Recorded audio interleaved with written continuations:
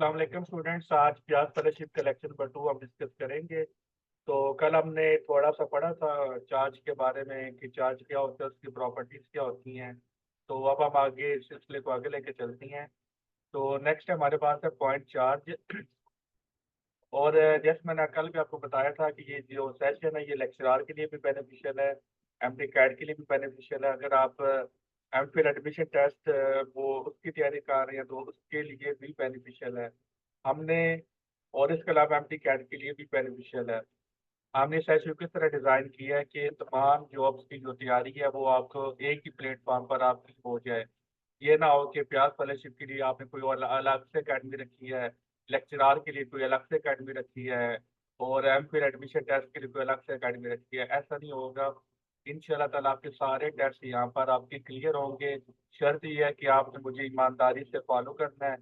जैसे आपने देख रहे होंगे कि 2 दिन से हम लेक्चर से लाइव क्लास से पहले आपको रिकॉर्डिंग लेक्चर आपको सेंड कर रहे हैं, आपको टास्क सेंड कर रहे हैं ताकि आपकी जो कंसेप्ट है वो और अच्छी हो सके। तो अब ये आपकी मर्जी है कि आप हमें कितना फॉलो करते हैं, क्योंकि कोई डंडा तो हमारे पास है नहीं है कि जो हम आप पे यूज़ कर सकें।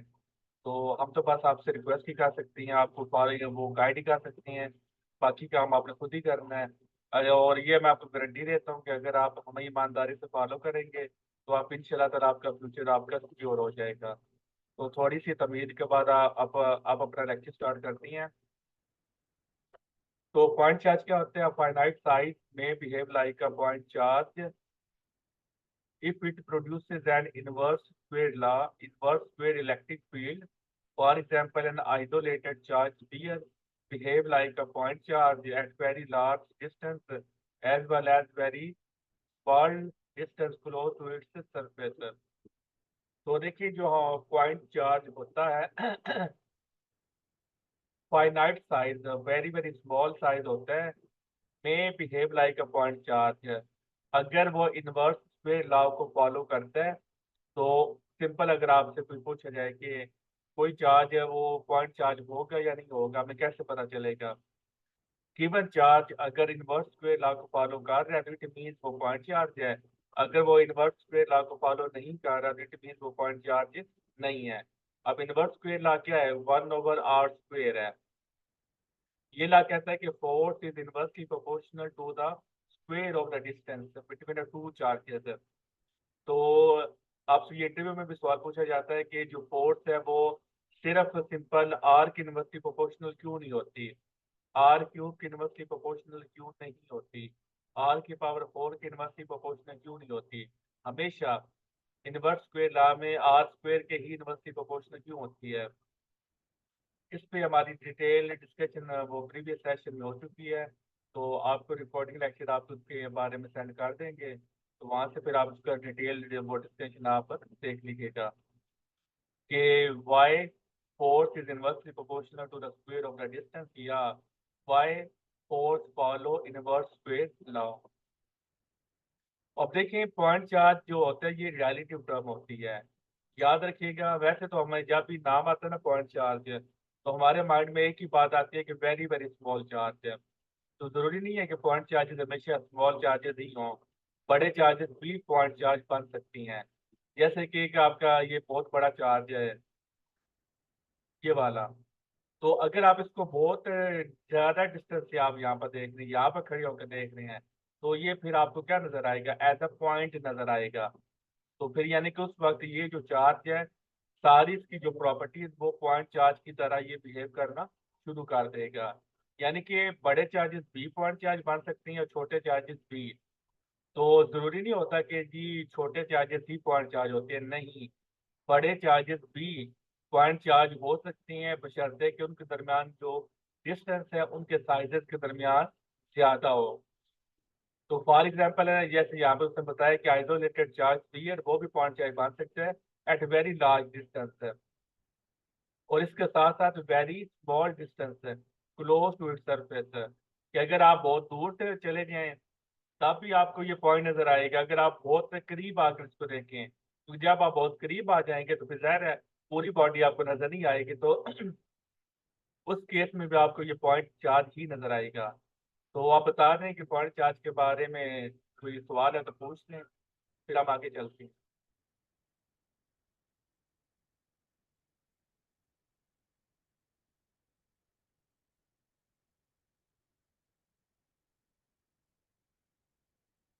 तो आपकी खामोशी बता रही है कि आपका पॉइंट चार्ज से रिलेटेड आपकी कोई क्वेश्चन आपका नहीं है, तो अब हम आगे चलते हैं। Charge on a conductor, charge given to a conductor always resides on its outer surface. बहुत इंपॉर्टेंट एमसीक्यू है, पेपर में आया हुआ है। और ये बात किसकी हो रही है? Survive recorded point. फिलहाल क्योंकि नुक्ते की तरह आपको नजर आता है, जितना है ना होता है ना साइज नुक्ते का, पॉइंट चार्ज की जब हम बात करते हैं तो जो पॉइंट होता है, नुक्ता होता है, उतना इसका साइज होता है, इसलिए इसको पॉइंट चार्ज कहते हैं। क्लियर? बुक्स में चूंकि आपको समझाने के लिए हम वो चार्ज को बड़ा ड्रॉ करके दिखाती हैं, लेकिन इन रियलिटी वो क्या होती है, वो पॉइंट जैसी होती है, जितने जैसे ही आपको पॉइंट नजर आ रहा है ना, इतना उनका साइज आपको नजर आता है। लेकिन बुक्स में जरा आपको समझाना होता है, पढ़ाना होता है, इसलिए या व्हाइट बोर्ड पे, तो इसलिए चार्जेस को यहाँ पर बड़ा करके दिखाया गया है।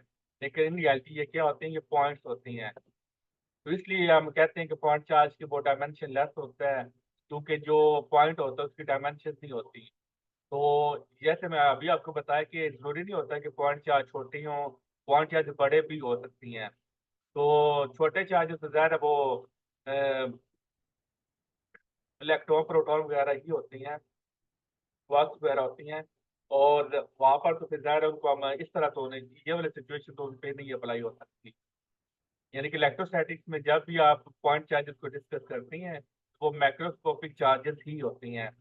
तो मैक्रोस्कोपिक चार्जेस आप लेती हैं, और उनके में जो डिस्टेंस है वो इतना ज़्यादा कर देते हैं कि वो आपको एज अ पॉइंट नज़र आती हैं, तो फिर आप उसको वो सारे रूल्स अप्लाई कर देती हैं। क्योंकि कल भी बताया था कि इलेक्ट्रॉन प्रोटॉन न्यूट्रॉन वगैरह जो है वो यहाँ पर फिट नहीं होते। क्लियर? तो बहुत इंपॉर्टेंट एमसीक्यू है, चार्ज ऑन अ कंडक्टर। बात हो रही है कंडक्टर की, ये भी याद रखिएगा, इंसुलेटर की बात नहीं हो रही, कंडक्टर की बात हो रही है। कोई भी कंडक्टर हो, किसी भी टाइप का कंडक्टर हो, उसका चार्ज हमेशा उसकी सरफेस पर रिजाइड करता है, यानी कि हमेशा सरफेस पर ही रहता है। यानी कि आपने ये एक अगर सरफेस है, ये वाली, इसको आपने क्या किया है, 10 कूलम चार्ज आपने इसके अंदर रखा है। तो जैसे ही आप छोड़ेंगे, वो सारे का सारा चार्ज क्या हो जाएगा, उसकी सरफेस पे आ जाएगा। फिर आपने क्या किया, फिर आपने 20 कूलम चार्ज अंदर और रख दिया, तो वो 20 कूलम चार्ज क्या करेगा, फिर फौरन से वो उसके सरफेस पर रीडिस्ट्रीब्यूट हो जाएगा।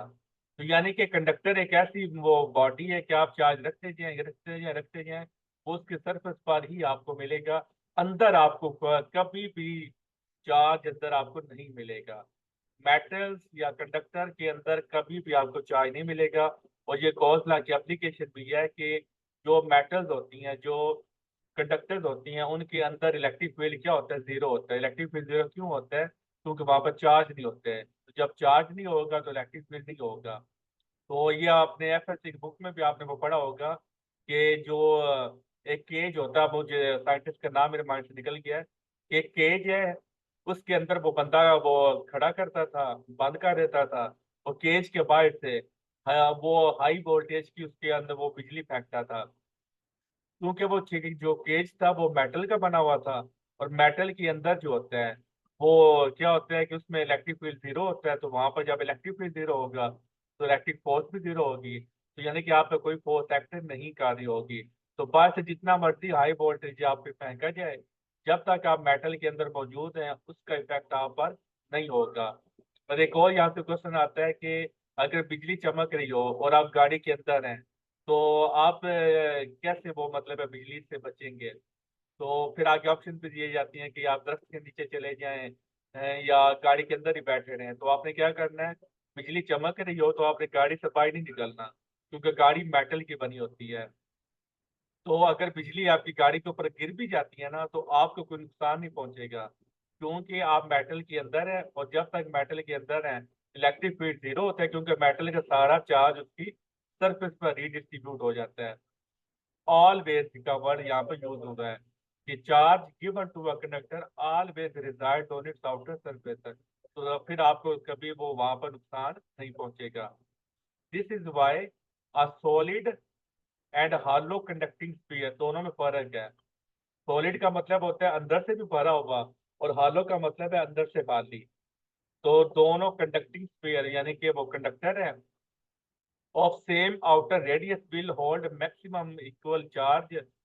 तो वो कह रहा है कि एक सॉलिड सरफेस है और एक खाली सरफेस है। तो लेकिन दोनों का जो से वो रेडियस है वो सेम है, तो जब रेडियस सेम होगा तो दोनों क्या करेंगे, इक्वल चार्ज ही वो उसके वो क्या होगा, उसके सरफेस पर इक्वल चार्ज ही वो आपको मिलेगा।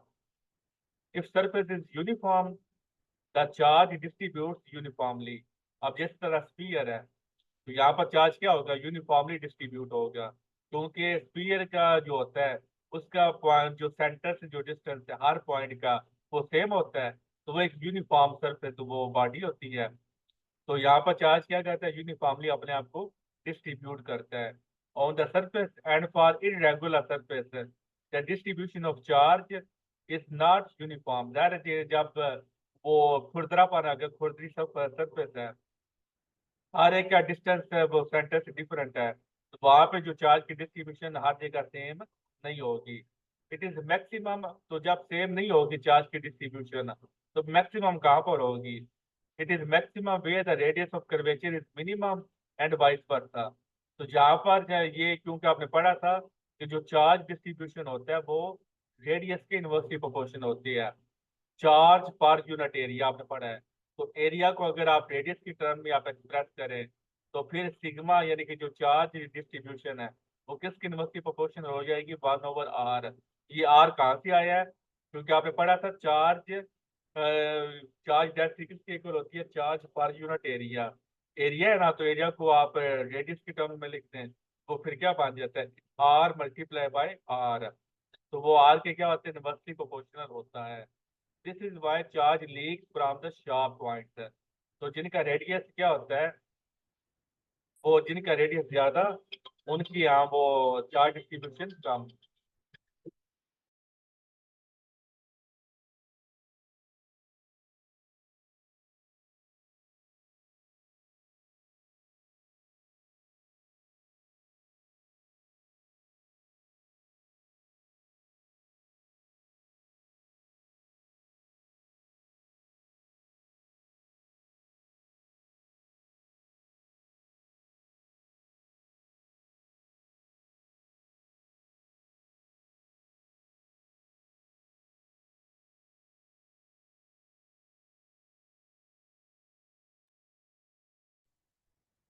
तो जहाँ पे चार्ज है वो रेडियस जिसका बड़ा होगा वहां पे चार्ज डिस्ट्रीब्यूशन क्या होगी, कम होगी। जिसका रेडियस कम होगा वहां पे चार्ज डिस्ट्रीब्यूशन क्या होगी, ज्यादा होगी। क्लियर।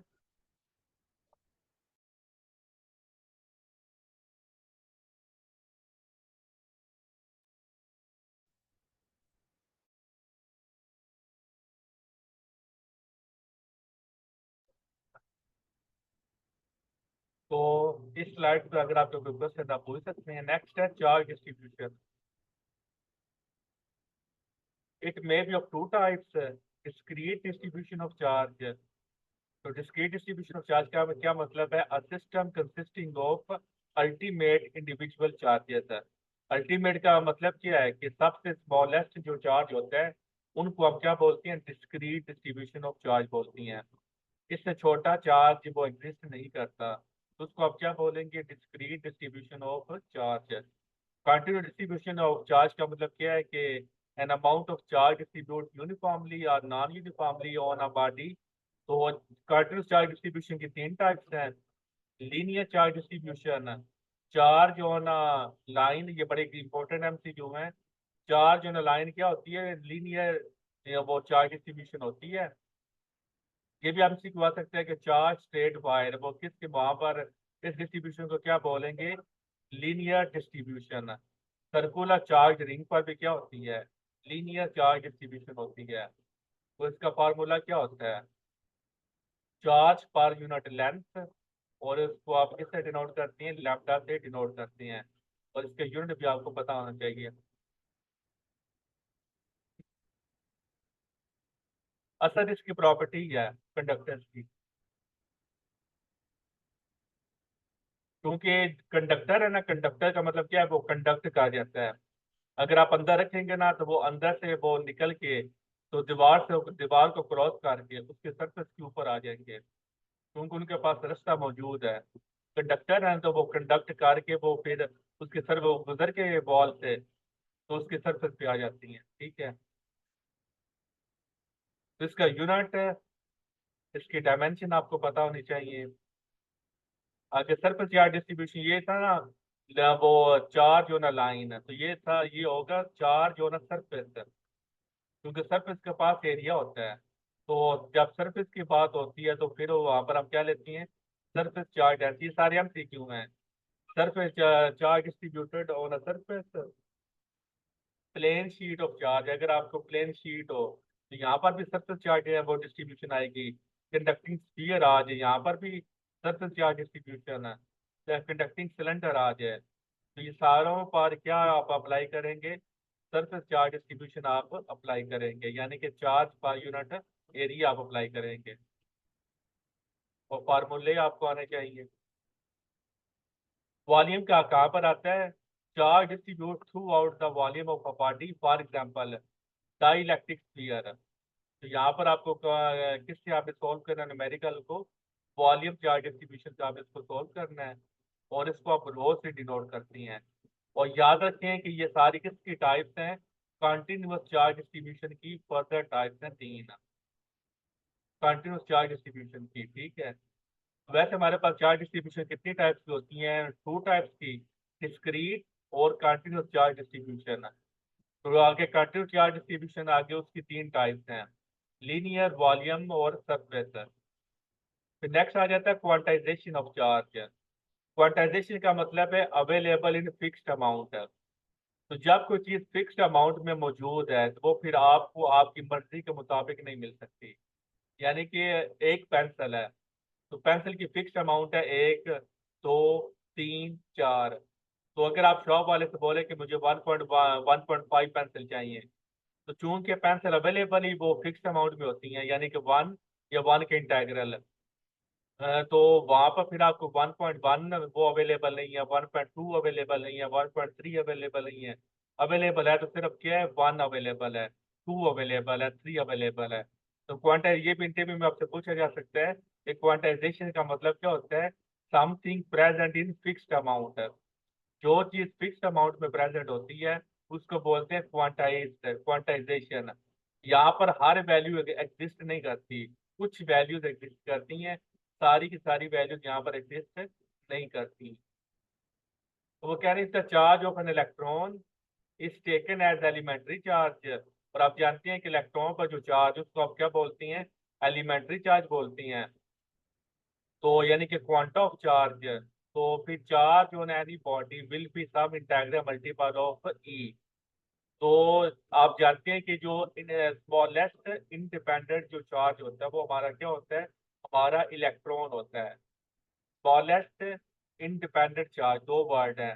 वैसे आप जानते हैं कि इलेक्ट्रॉन से भी स्मॉलेस्ट चार्ज होती हैं, क्वार्क्स होती हैं, एंटी क्वार्क्स होती हैं। लेकिन चूंकि वो इंडिपेंडेंट एग्जिस्ट नहीं करते, तो इसलिए फिर हम जो एलिमेंट्री चार्ज लेती हैं वो जाहिर है वही चीज़ लेनी है जो आज़ादाना तौर पर एग्जिस्ट करती है। तो ये भी बच्चे सवाल करती हैं, इंटरव्यू में सवाल आ सकता है कि इलेक्ट्रॉन को हम एलिमेंट्री चार्ज क्यों कंसिडर करती हैं, क्योंकि इलेक्ट्रॉन तो जिस तरह होता है ना, मैटर का सबसे स्मॉलेस्ट यूनिट क्या होता है, हम बोलते हैं एटम। तो इसी तरह फिर हम वो हम बोलते हैं कि सबसे जो स्मॉलेस्ट यूनिट है वो एटम है। तो बच्चे ये सवाल करते हैं कि इसको हम एलिमेंट्री क्यों बोलते हैं इलेक्ट्रॉन को, क्योंकि क्वार्क्स जो होते हैं, एंटी क्वार्क्स, वो इससे भी छोटे होते हैं, तो उनको हम एलिमेंट्री चार्ज क्यों नहीं कहते। तो उसका ये आंसर है कि हमने जो सबसे छोटा जो पार्ट लेना होता है वो आज़ादाना तौर पर लेना होता है, क्योंकि वो हमारा वो स्टैंडर्ड होता है, बेसिक होता है हमारा। तो इसलिए चूंकि इलेक्ट्रॉन ही आज़ादाना तौर पर एग्जिस्ट करती हैं, तो इस वजह से इलेक्ट्रॉन को आप एलिमेंट्री चार्ज कहती हैं। तो वो कह रहे हैं कि चूंकि इलेक्ट्रॉन हमारा एलिमेंट्री चार्ज होता है, तो फिर अगर आपने किसी बॉडी पर टोटल चार्ज अगर आपने मालूम करना है, यानी कि क्यू, कैपिटल क्यू आपने मालूम करना है, तो आप कैसे मालूम करेंगे, फार्मूला एन ई। अब देखिए जैसे अभी मैंने आपको बोला कि क्वांटाइजेशन का मतलब क्या है, अवेलेबल इन फिक्स्ड अमाउंट। तो एन की वैल्यू कितनी है, 1 मिलेगी, 2 मिलेगी, 3 मिलेगी। 1.1 वैल्यू आपको नहीं मिलेगी, 1.2 नहीं मिलेगी, 1.3 नहीं मिलेगी, 1.4 नहीं मिलेगी। सिर्फ 1 मिल सकता है, 2 मिल सकता है, 3 मिल सकता है। इनके दरमियान की वैल्यू यहाँ पर नहीं मिल सकती, वो निश्चित है, वो अवेलेबल नहीं है। तो ये एक और इम्पोर्टेंट एमसीक्यू आ गया, charge on a body can never be, charge किसी बॉडी पर फ्रैक्शन में नहीं हो सकता। जो टोटल चार्ज है वो हमेशा इंटेग्रल फॉर्म में होगा, यानी कि 1 ई हो सकता है, 2 ई हो सकता है, 3 ई हो सकता है, 4 ई हो सकता है। यानी कि ये जो वैल्यू है ना 1.6, इसका मल्टीपल हो सकता है। 1.6 का 2 टाइम्स करें 3.2 चार्ज हो सकता है, 1.6 का 3 टाइम्स, 1.6 का 4 टाइम्स, 1.6 का 5 टाइम्स। लेकिन इसके अलावा कोई वैल्यू आपको यहाँ पर नहीं मिलेगी। क्लियर? यहाँ तक कोई सवाल है तो पूछ सकती है।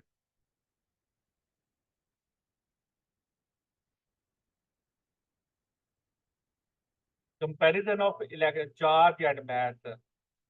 We are familiar with the role of mass in gravitation. We have just studied some feature of electric charge. We can compare as इनको हम compare कर सकती हैं। चार्ज क्या होता है? Electric charge can B positive, negative और zero. और मैथ क्या होता है? Math of a party is a positive quantity. Negative math कभी भी एग्जिस्ट नहीं करता। तो नेगेटिव चार्ज वो भी एग्जिस्ट करता है, पॉजिटिव चार्ज भी एग्जिस्ट करता है। Charge carried by a body does not depend upon velocity of the body.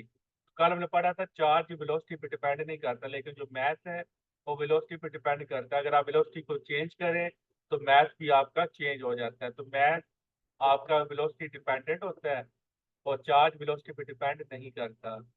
Charge is quantized. तो जो मैथ है वो क्वांटाइज नहीं होता है, क्योंकि मैथ सारी वो मतलब कंटिन्यूस फॉर्म में अवेलेबल होगा। यानी कि ये नहीं होगा कि 1 kg ही सिर्फ अवेलेबल हो, 1.1 kg भी अवेलेबल होता है, 1.2 kg भी अवेलेबल होता है।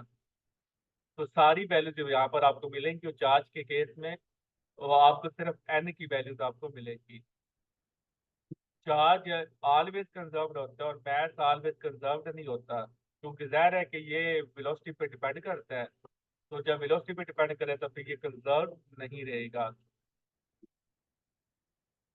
Force between a two charge यहाँ पर लिखा हुआ है, and it can be change into energy and mass. तो मैथ चूंकि वो कन्वर्ट हो सकता है एनर्जी में, तो लिहाजा उस सेंस में भी आप कह सकते हैं कि मैथ कंजर्व नहीं होता। और चूंकि वेलोसिटी पे डिपेंड करता है, उस सेंस में भी आप कह सकते हैं कि ये कंजर्व नहीं होता। तो force between two charges can be attractive, repulsive. और जो टू मैसेज के दरमियान फोर्स वो हमेशा क्या होती है? अट्रैक्टिव होती है। लेकिन चार्जेस के दरमियान अट्रैक्टिव भी हो सकती है और रिपल्सिव भी हो सकती है। तो अब जो इलेक्ट्रोस्टैटिक्स में आप पॉइंट चार्ज पढ़ते हैं, तो यहाँ से आप देख सकती हैं कि मेथड ऑफ चार्जिंग है। A body can be charge by following method. किसी भी बॉडी को आप चार्ज कर सकती हैं। पहला मेथड क्या होता है? By friction. तो दो पार्टीज को आप क्या करें? रब करते हैं। तो both positive and negative charges in equal amount appear simultaneously due to the transfer of electrons from one body to other. तो ट्रांसफर ऑफ वो होगा, तो जो इलेक्ट्रॉन देगा उस पर पॉजिटिव चार्ज आ जाएगा और जो इलेक्ट्रॉन लेगा उस पर नेगेटिव चार्ज आ जाएगा। लेकिन याद रखिएगा टोटल चार्ज वो हमेशा जीरो रहेगा, क्योंकि जितने इलेक्ट्रॉन जाएंगे उतने इलेक्ट्रॉन रिसीव होंगे। जितना पॉजिटिव चार्ज होगा उतना ही नेगेटिव चार्ज होगा। तो इसी तरह when a glass rod is rubbed with silk the rod become, ये भी हम सिखवा सकते हैं कि जब आप रॉड को सिल्क के साथ रब करती हैं तो रॉड पर क्या चार्ज आ जाता है? पॉजिटिव चार्ज आ जाता है। और सिल्क पर कौन सा चार्ज आ जाता है? नेगेटिव पर। The decrease in the mass of gloss rod is equal to the total mass of electrons lost by it। और जैसे आपने कल पढ़ा था कि विदाउट मैथ इलेक्ट्रॉन्स एग्जिस्ट नहीं करते। तो इसका मतलब है जिसके पास इलेक्ट्रॉन आते हैं उसका मैथ में इजाफा होगा और जिससे इलेक्ट्रॉन जाते हैं उसके मैथ में कमी होगी। ये भी पेपर में एमसीक्यू आ सकता है। आगे ये सारी एग्जांपल्स हैं। एक्टिनाइट और रबिंग विद कूल बिकम्स, ये सारे एमसीक्यू पेपर में ये आ सकती हैं। क्लाउड्स वो भी ये बड़ा इंपॉर्टेंट एमसीक्यू है। क्लाउड जो होती हैं ये चार्ज कैसे होती हैं? By the process of friction. कंघी, ये भी इसी तरह होती हैं। लैंडिंग, ड्यूरिंग लैंडिंग और take off the tyres of an aircraft get electric spark, क्योंकि हवा के साथ वो क्या होती है, हवा में जो एलिमेंट्स होती हैं उसके साथ वो ड्रॉप होती हैं। दूसरा प्रोसेस होता है electrostatic induction. If a charge body is brought, यहाँ पर क्या है कि एक चार्ज बॉडी को आपके लिए अनचार्ज बॉडी के पास आपने लाना है। एक बॉडी चार्ज है और दूसरी अनचार्ज है। लेकिन याद रखिएगा इलेक्ट्रोस्टैटिक इंडक्शन में आपने बॉडीज को टच नहीं करना, बस बॉडीज को पास लाना है। तो जब बॉडी को पास लेकर आएंगे, अब ये बॉडी जो है, अब ये देखें इस पर पॉजिटिव चार्ज इसको आप लेकर आए हैं, तो इस बॉडी के अंदर आप जानते हैं कि ये न्यूट्रल बॉडी है। न्यूट्रल बॉडी का मतलब है जितने प्रोटॉन्स है उतने इलेक्ट्रॉन्स है, जितना पॉजिटिव चार्ज उतना नेगेटिव चार्ज है। तो ये फिर क्या करेगा, क्योंकि ये पॉजिटिव बॉडी है तो ये नेगेटिव चार्ज को अट्रैक्ट करेगी, वो सारा यहाँ पर नेगेटिव आ जाएगा और दूसरी साइड पर पॉजिटिव आ जाएगा। तो अब चूंकि इसको आपने चार्ज करना है, तो फिर आप क्या करें, इसको कंडक्टिंग में यहाँ से बाहर निकालें और उसको क्या कर दें, उसको अर्थ वायर कर दें।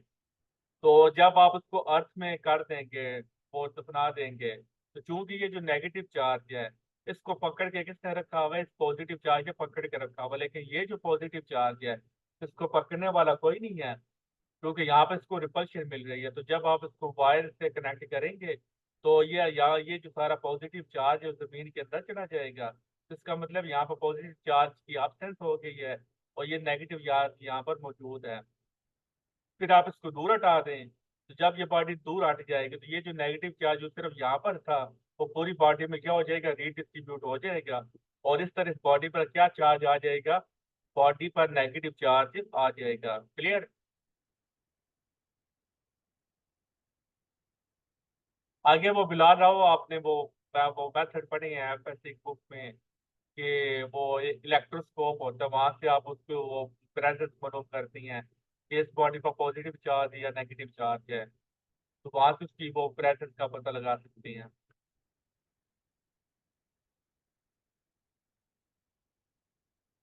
Induce charge can be lesser और equal to the inducing charge but never greater and its maximum value given by. वो कह रहे हैं कि जो इंड्यूस चार्ज है कैन बी लेसर और equal to the inducing charge है, जो चार्ज पैदा करने वाला है उससे या तो कम हो सकता है चार्ज जो इंड्यूस हुआ है, या उसके बराबर हो सकता है, लेकिन कभी भी ग्रेटर नहीं हो सकता। ये मैक्सिमम वैल्यू है, इससे ग्रेटर चार्ज किसी बॉडी पर नहीं हो सकता। अब इक्वल का तो हमें पता है कि जब पार्टी चार्ज पार्टी अनचार्ज पार्टी के पास आती है तो वो जाहिर है कि उस पर इक्वल चार्ज और डिस्ट्रीब्यूट वो मतलब क्रिएट है वो इंक्लूड कर सकती है। लेकिन लेस कैसे हो सकता है, तो लेस जाहिर है कि जरूरी नहीं है कि जो सारे के सारे इलेक्ट्रॉन्स हों। जैसे आप देखें ना, ये जरूरी नहीं है कि सारे के सारे जो नेगेटिव चार्ज वो यहाँ पर इकट्ठी हो जाएं, क्योंकि डिपेंड करता है इसमें कितनी ताकत है नेगेटिव चार्ज को अपनी तरफ खींचने की। अगर ये लेस पॉजिटिव है तो फिर जाहिर है सारे नेगेटिव चार्ज को अपनी तरफ अट्रैक्ट नहीं कर पाएगा, तो इस वजह से लेस हो सकती है लेकिन ग्रेटर नहीं हो सकती। इसमें जो की है वो क्या होता है, वो हमारा डायरेक्ट एक कांस्टेंट होता है। It is also known as specific inductive capacity of the medium. इसको अब क्या बोलती हैं, जो के है इसका दूसरा एक नाम है इसका डाइलेक्ट्रिक कांस्टेंट और दूसरा नाम क्या है, specific inductive capacity SIC of the medium और रिलेटिव परमिटिविटी। ये सारे इसके नाम हैं। तो ये टेबल आपको जुबानी याद होना चाहिए। वैक्यूम की वैल्यू, जिस तरह कल किसी ने सवाल किया था कि जो हम एक्सपेरिमेंट करती हैं तो वहां पर हवा मौजूद होती है, तो चूंकि हवा और स्पेस की जो परमिटिविटी की वैल्यू होती है वो ऑलमोस्ट सेम होती है। वैक्यूम की बात होती है और हवा की 1.0003 है, तो ये ऑलमोस्ट सेम हो गई ना। जिसका मतलब है जो आप डेली लाइफ में आप एक्सपेरिमेंट करती हैं तो वहां पर आपको मीडियम का इफेक्ट इतना ज्यादा आपको वो मतलब सवाल पर कोई फर्क नहीं डालेगा। 99.9% आपका जो रिजल्ट है वो सेम आएगा, क्योंकि वैक्यूम और हवा की परमिटिविटी वो ऑलमोस्ट सेम है। तो कल हम यहाँ से फिर आगे स्टार्ट करेंगे चार्जिंग बाय कंडक्शन। बहुत इंपॉर्टेंट कंसेप्ट है चार्जिंग बाय कंडक्शन। तो लेस देन 1 मिनट रह गया, कोई सवाल है तो आप पूछ सकते हैं।